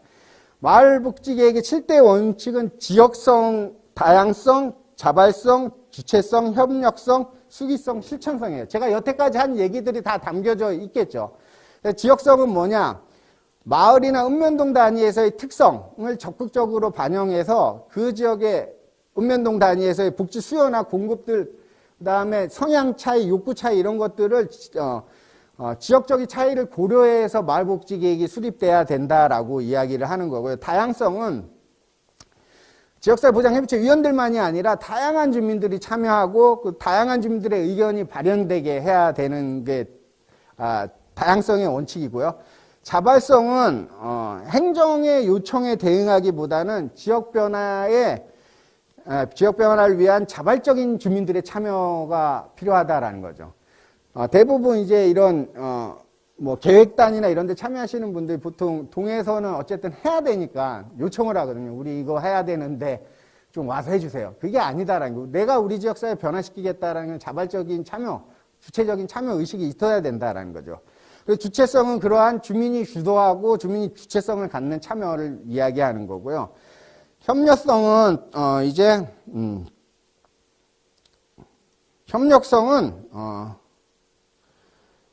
민주적인 절차와 참여에 의해서 협력적인 활동, 그건 주민 간에 또는 주민과 단체 간에 그리고 행정 간에 이런 협력 구조가 필요하다라고 이렇게 말씀을 드리고요. 수기 과정을 통해서 우리가 공공성을 확보하는 그런 활동인 거죠. 그 대신 그 수기 과정에서는 절대적으로 수평적인 관계가 유지돼야 된다라는 거죠. 하면서 위원장이나 이런 사람이 몰아가서 이렇게 하는 게 아니라 우리 지역사회 문제 가감없이 얘기하고 또 그걸 통해서 어떻게 할 것인가를 다 같이 얘기하는 그런 수기 과정이 필요하고요. 실천 과정은 실천 가능하냐라는 문제도 있는 거죠. 만들어 놓고 야 행정이 해 이게 아니라 만들고 우리가 할 것은 우리가 하고 예를 들어서 주간보호센터 못 만들잖아요. 그거는 주민들이. 그러면 그것을 행정에 요청하는 거죠. 이런 것들이 되는 거지. 그냥 계획 세워놓고 뭐 실천 다 행정이 해. 이러면서 행정이 일이 되는 거잖아요. 그게 아니라 우리가 할 것은 우리가 하자라는 그런 실천 가능성도 이제 내포되어 있다라고 이렇게 말씀을 드리고 싶습니다. 다시 이제 지역사회 보장계획으로 좀 백을 해서요. 지역사회 보장계획이 아까도 잠깐 우리가 쉬는 시간에 웃으면서 얘기했지만 이거 마포구 얘기가 아니에요. 타 지자체 얘기예요. 네. 지자체가 대하는 지역사회 보장 계획은 담당자 외에는 아무도 관심이 없어요. 우리 여기 담당자분 오신 것 같은데 스마일을 지으시네요. 그렇죠? 심지어 옆에 복지 타는 과에서도 관심이 없어. 그 다음에 용역 주면 되지 뭐. 그렇죠? 그 다음에 당연직으로 참여해야 돼. 우리 행정의 공무원들이 참여를 안 하시죠. 바쁘시니까. 이게 우리의 현실이에요. 그럼 지역사회가 그러면 뭐 우리 민간 위원님들이나 이런 분들이 바라보는 지역사회 보장 계획은 뭐냐? 어렵게 우리가 논의해갖고 만들면 행정과에서 칼 한번 딱 대면 사업은 얘기가 못 되고 막 이런 거고, 또 아까 말씀드린 당연직 위원도 참여해야 되는데 왜 참여하냐면 행정이 아까도 제가 초에 얘기했지만 지역사회 보장계획은 시군구청장의 책임성을 이야기를 하거든요. 근데 야 니네 행정 왜 관심 없어? 이런 식의 지금 상황인 거죠, 사실은. 예. 예. 그리고 진짜 아이러리하게 우리가 꼭 지자체장 선거랑 이게 딱 맞물려 있어요. 그래가지고 이게 제가 한번 복지부 지역복지과에 이렇게 한번 이제 제안을 드렸는데, 그러면 오히려 선거 전에 우리가 이것만 조금 한번 교체해서 선거 전에 하든지 아니면 선거 후에 1년 뒤에 하든지 이렇게 하는 게 훨씬 세우기 현장에선 좋을 것 같다라고 이야기하는데, 예, 알겠습니다. 이래놓고 또 그냥 가는 거죠. 뭐. 예. 그래서 그런 부분도 우리가 이제는 좀 논의해야 되지 않을까라는 생각이 들지만, 또 한 가지는 모르겠습니다. 이게 녹화돼서 이게 방송이 이제 유튜브에 이제 고정되어 있을지도 모르겠지만, 저는 요번에 우리 김포시 하면서 그냥 공약사항과 상관없이 만들려고 하고 있어요. 공약사항이고 뭐 사업 넣어야 된다 하지만 우리가 그것 때문에 3월부터 6월까지 스탠바이 하고 기다리는 것은 저는 바람직하지 않은 것 같아요. 그래서 일단 만들고 나고 그것을 뭐 위원회든 뭐 거기랑 같이 논의를 하든 나중에 되신 분 인수위든 뭐 이렇게 인수위랑 뭐 이야기를 하든 이렇게 하더라도 일단은 체계적으로 그냥 가는 걸로 이렇게 저는 생각을 하고 있습니다. 우리 용역받은 용역업체랑 이렇게 힘들 수도 있는데 저는 그렇게 생각을 하고 있어요. 예. 아까 지역사회 보장협의체 역할에 대해서 많이 말씀을 드렸는데, 저는 새로운 사업을 지역사회 보장협의체에서 찾아야 된다고 생각해요. 제가 아까 말씀드린 우리 복지 브랜드 가치누림이에요. 아주 이쁘게 나오지 않았나요? 명함도 사실은 예전에 제 명함 줬을 때 안 갖고 다녔거든요. 창피해갖고 그냥 명함도 안 예쁘고. 근데 제가 우리 바뀐 명함도 엄청 이뻐졌고요. 그래서 또 요 가치누림이라는 이 브랜드를 통해서, 그 과정을 통해서 시민들이 복지에 대한 관심을 갖게 했다라는 데 좀 의의가 있는 것 같아요. 이런 것들 참여함으로써 우리 복지에 사실 주민들 그렇게 복지에 대해서 관심을 많이 안 가지시잖아요. 그랬을 때 이런 참여에 통해서 복지에 대한 관심을 좀 누리지 않았나라는 생각이 들고요. 아까 말씀드린 것처럼 이건 거버넌트 사업, 제가 시에 요청해갖고 2가지 사업을 작년에 이렇게 했던 게, 이제 제가 좀 지역사회 보장협의체 역할이 단순히 그냥 지역사회 보장계획 수립하고 연차별 그게 아니라 지역에서의 정말 활동들을 하는, 이제 마을복지계 이런 것들도 이제 함께 하다 보면 이제 역할이 커지고 이러다 보면 저는 새로운 사업을 찾아야 된다라고 생각합니다. 그래서 요거 했던 내용들, 요 자료는 제가 드리고 가도록 하겠습니다. 그래서 저 이렇게 네이밍 공모전하고, 그래서 이야기면 제 얼굴을 찍어주세요. 이런 거 말고요. 해갖고 뭐 이렇게 상도 드리고 뭐 이런 것들, 주민분 중에 한 분이 이렇게 대상 받으셔서 이렇게 상도 드리고 이런 거 했고요. 굉장히 많은 분들이 참여해 주셨어요. 의외로 저는 사실은 이런 거 하면서 걱정도 사실은 됐어요. 주민들이 관심 있을까라고 했는데 의외로 관심도 되게 많이 가져주시더라고요. 그래서 이런 것도 하나의 마폭은 또 사실 있을 수도 있어요. 브랜드가 있을 수도 있는데 이런 것들을 그냥 이렇게 전문가들이 해서 하는 게 아니라 주민 참여를 통해서 하는 방식이 굉장히 의의 있었다라는 생각이 듭니다. 아까 복지 거버넌스 구축 사업은 협의회, 그다음 사협회, 복지재단, 이렇게 하고 있고요. 저희 아들이 제가 2명이 있는데, 제가 이것도 한번 한 것 같은데, 작년에 와서도 요 얘기 해준 것 같은데, 제가, 2놈이 맨날 이제 제가 늦게 들어가면 이제 맨날 유튜브 보고 있어요. 그러면 제가, 야, 가서 숙제도 좀 하고 좀 공부를 하는 걸 해봐. 이러면 장기와 얼굴들의 노래, 그건 네 생각이고 이 노래를 흥얼거리면서 각자 방으로 들어가거든요. 그래서, 예. 제 생각을 좀 이렇게 말씀을 드리자면, 제가 19년 지역사회 보장제 평가위원하고 이제 지역사회 보장협의체위원회 활동하면서 느낀 점입니다. 평가하잖아요. 지자체가 페이퍼로 아까 말복지기 안 했지만 다 했다 그러고, 그 다음에 모니터링 마포구 얘기 아니에요. 모니터링 안 해놓고 모니터링 구성해서 했다 뭐 이렇게 하는데, 희한하게 심사위원들은 안 한 게 확 보여요. 진짜 페이퍼만, 그 페이퍼가 지금은 100장으로 줄어들었지만 옛날에 300페이지 막 이랬잖아요. 그런데 평가할 때 보면 얘네가 지자체가 했는지 안 했는지가 희한하게 보여요. 그래서 뭐 지역에 대해서 아는 평가위원들도 있고 이런 것도 있겠지만, 저 같은 경우에 모르는 지역인데도 페이퍼 보니까 제대로 안 했는데 했다고 하는 게 보여가지고 제가 심사 왔을 때 이렇게 해갖고 바로 잡아내고 막 이랬거든요. 그러니까 그런 것들이 희한하게 보이더라고요. 그래서 아까 말씀드린 것처럼 모니터링 굉장히 중요하잖아요. 사실은 매년 하게 돼 있잖아요. 그렇죠? 그래서 시민 모니터링단을 좀 구성해서 여기 협의체 위원님들과 같이 이렇게, 아니면 협의체 위원님들이 좀 교육을 한다 그러면 뭐 이런 다양한 방식을 통해서 모니터링 기능을 좀 강화할 필요가 있지 않나라는 생각이 듭니다. 그리고 좋은 평가를 받기 위해서는 행정의 책임성 되게 중요해요, 사실은. 오늘 행정에서도 많이 오셨는데 행정의 책임성 중요하고요. 그 다음에 민간 협력, 그 다음에 주민 참여. 주민 참여가 그냥 지역사회 보장협의체 읍면동에 위원장님 하나 넣어갖고 우리 주민 참여해서가 아닌, 협의체 위원이 아니더라도 주민들이 참여하는 그런 기제를 좀 만들 필요가 있고요. 그걸 통해서 실제적인 모니터링을 하는 것이 평가에 더 유리하지 않을까라는 생각이 듭니다. 그러기 위해서는 민간이 진정한 파트너가 돼야 돼요. 제가 이거는 모든 복지를 하는 복지와 혹은 또 행정과 관련된 어떠한 자리에서도 얘기하는데, 행정이 진정의 민간을 파트너로 인정한 지자체일수록 지역복지뿐만 아니라 많은 사업들을 잘해요.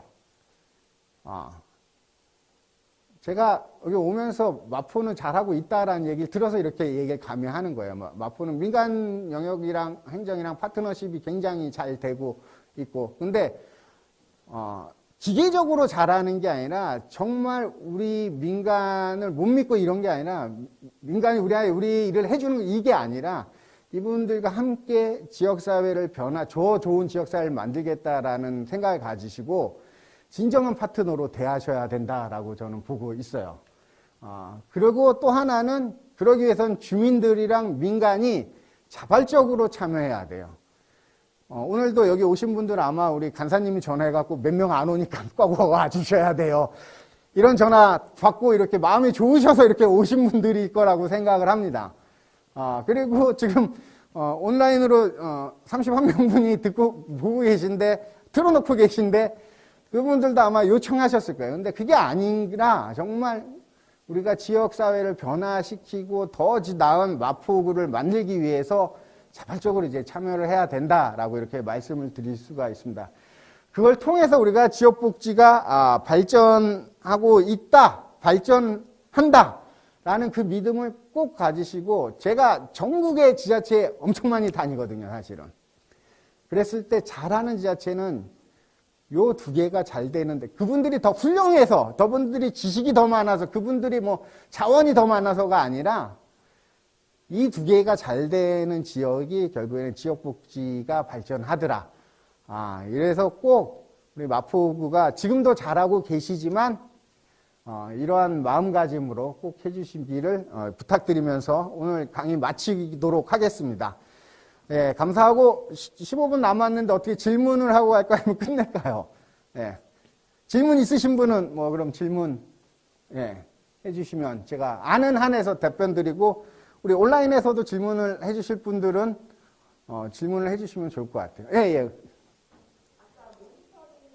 예. 예.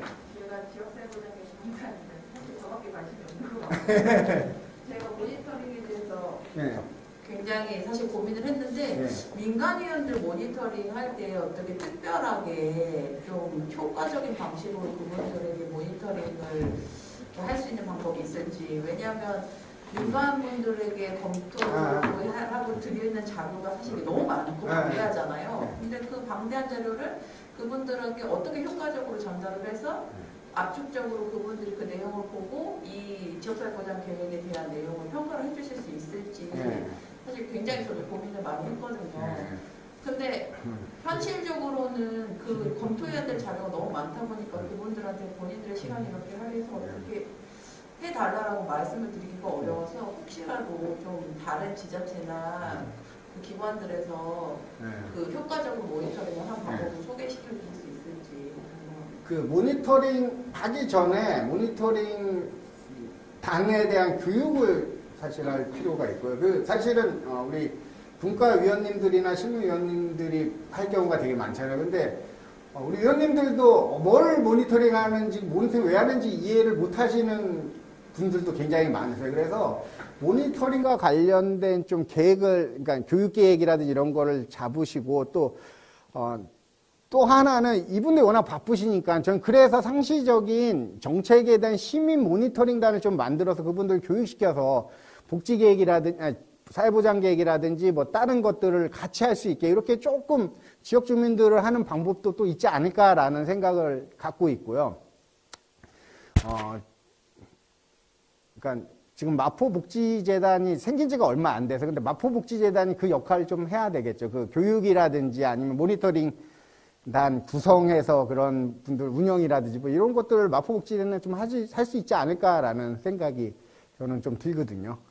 그런데 뭐 당장 근데 지금은 이제 일단 작년과 다르게 사업이 압축될 가능성이 있잖아요. 우리가 100페이지로 하면서 그래서 그 내용에 있어서도 조금 모니터링 그런 것들도 좀 달라지지 않을까라는 생각은 하는데 어쨌든 그 큰 틀은 저는 일단 모니터링에 대한 교육이 필요하고 그랬을 때 만약에 우리 실무위원님들이나 분과위원님들이 워낙 바쁘셔도 못하면 시민 모니터링단을 만들어서 다양한 사업들을 이렇게 하는 방식으로 한번 해보시는 게 어떨까라고 이렇게 말씀을 드리고 대부분 모니터링 안 하시면서 했다고 이렇게 많이들 하세요.